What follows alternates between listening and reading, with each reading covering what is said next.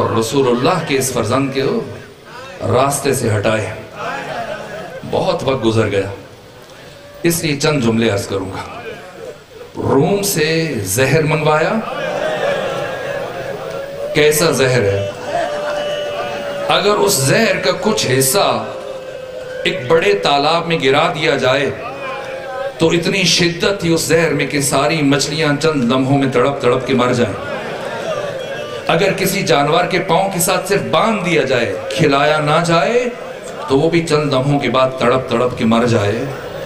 یہ زہر بھیجا گیا تو کس کے ذریعے؟ اشعث بن قیس کندی کے ذریعے اسے پہنچایا گیا کہ تم اپنی بیٹی جعدہ بنت اشعث تک پہنچاؤ اور کسی طرح سے حسن مجتبیٰ کے کھانے میں شامل کر دیں۔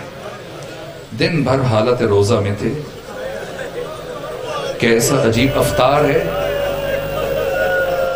جعدہ نے کھجور میں بھی زہر ڈال دیا، انگور میں بھی زہر ڈال دیا، شربت میں بھی زہر ڈال دیا، تاکہ فرزند رسول جو بھی اٹھا کے کھائیں حضرت کی رحلت ہو جائے۔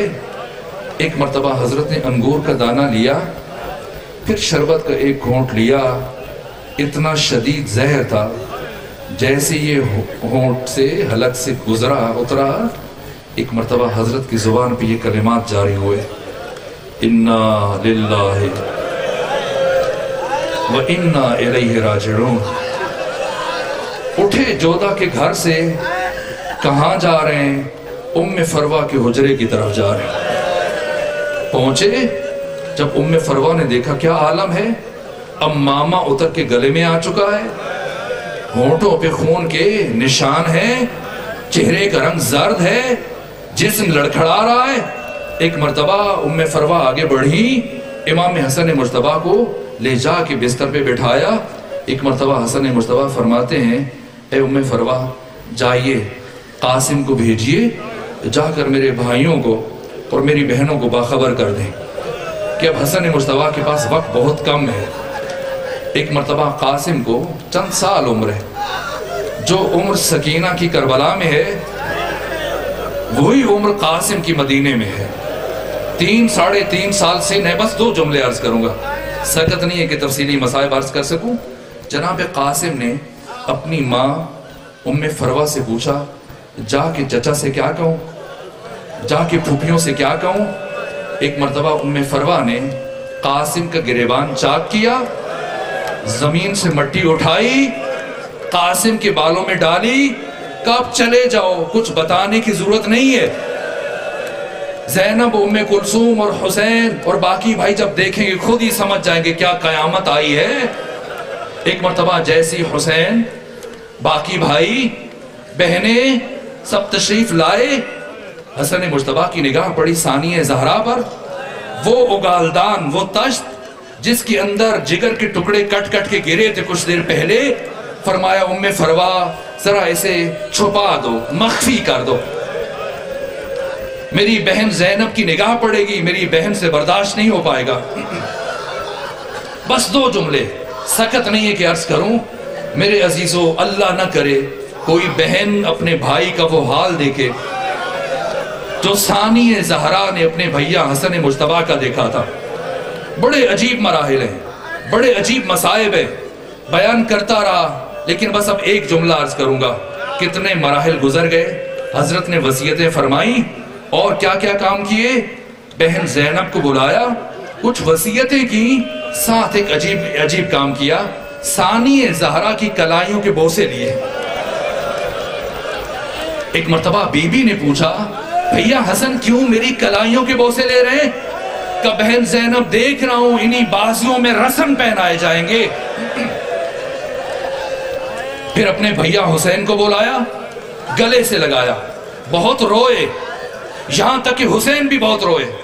فرمایا بھیا حسین آپ نہ روئیے، باقی سب روئے لیکن آپ نہ روئیے۔ کہ بھیا حسن میں کیوں نہ روؤں؟ کہ لا یومک یومک یا ابا عبداللہ، جو دن آپ جس دن شہید ہوں گے اس کی مثل آج کا دن نہیں ہو سکتا۔ آج میرے ساتھ سب موجود ہیں لیکن جب آپ کو شہید کیا جائے گا آپ کے پاس ان میں سے کوئی نہیں ہوگا۔ بس میرے عزیزو، اس کے بعد فرمایا بھیا حسین قاسم کو کچھ دیر کے لیے میرے سینے پر لٹا دیا جائے۔ اس کیفیت میں قاسم کے ساتھ کیا لکھتے رہے، کیا بیان کیا، سب چھوڑ رہا ہوں، آخری جملہ عرض کر رہا ہوں، یہاں تک کہ وہ مرحلہ آیا کہ روح امام حسن مجتبی قفس انصری سے پرواز کر گئی۔ آقا حسین نے غسل دیا، کفن پہنایا، وہ جو خود بے کفن ہے اپنے بھائی کو کفن پہنا رہا ہے۔ کیا فرق ہے دو بھائیوں میں؟ ایک بھائی کو 2 مرتبہ کفن ملا، دوسرا بھائی بے کفن چلا گیا۔ لیکن جب حسن مجتبی کو پہلا کفن ملا اس کا رنگ سفید تھا، دوسرا کفن کیوں دینا پڑا؟ اس لیے کہ اب اسی سفید کفن کا رنگ سرخ ہو چکا تھا۔ کیا ہوا؟ ایک مرتبہ جب غسل و کفن دے چکے، جنازہ گھر سے اٹھا، پہنچے مسجد نبوی میں، حرم رسول اللہ کے پاس، آقا حسین نے خود جنازہ پڑھوایا۔ جیسے ہی جنازہ پڑھا چکے، اب دفن کا مرحلہ آیا۔ ایک خاتون تھی، خچر پر سوار تھی کہ یہاں میں حسن مجتبی کو دفن نہیں ہونے دوں گی۔ مروان بن حکم موجود تھا، دوسرے افراد موجود تھے۔ ایک مرتبہ ابو الفضل عباس بنو ہاشم کے جوان آگے بڑھے کہ کون ہے فرزند رسول کو یہاں پر دفن ہونے سے روکنے والا؟ کس میں اتنی جرت ہے؟ حسین ابن علی نے فرمایا میرے بھائی حسن کی وصیت تھی کہ خون خرابہ نہیں ہونا چاہیے، اگر یہاں دفن نہ ہونے دیا جائے تو مجھے میری ماں کے پہلو میں جنت البقیع میں دفن کر دیا جائے۔ ایک مرتبہ جب جنازہ اٹھا، کچھ شریر افراد ایسے تھے بنو امیہ سے، کسی کے اشارے پر انہوں نے ایک مرتبہ تیروں کی بارش برسا دی۔ کچھ تیر بنو ہاشم کو لگے، کچھ تیر اس جنازے میں لگے۔ آپ بھی شبیہ بناتے ہیں، میں ان دنوں میں ملتان میں دیکھتا رہا، مختلف مقامات پر تابوت کی شبیہ لے کے آتے رہا، لیکن کیا فرق ہے؟ آپ کبھی بھی اس کی شبیہ نہیں بنا سکتے، اس لیے کہ آپ جو بھی تابوت لے کے آتے ہیں اس تابوت کے اندر تیر پیوست ہوتے ہیں، لیکن حسن مجتبی کے جسم اطہر میں تیر پیوست ہوئے تھے۔ شہادت کے بعد ایک مرتبہ حسن مجتبی کے جسد مطہر کو اٹھایا گیا۔ یہ پہلا جنازہ ہے تاریخ بشر کا جو واپس اپنے گھر کی طرف پلٹ رہا ہے۔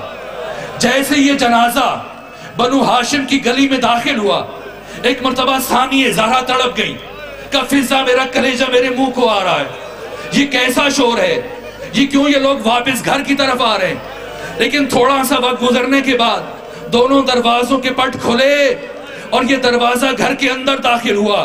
کیسا منظر ہے، 70 تیر حسن مجتبی کے جنازے میں پیوست ہیں۔ ایک مرتبہ ثانیہ زہرا آگے بڑھی، ایک طرف حسین بیٹھ گئے، دوسری طرف ثانیہ زہرا بیٹھ گئی، بہن اور بھائی مل کر حسن مجتبی کے جنازے سے تیر نکال رہے ہیں۔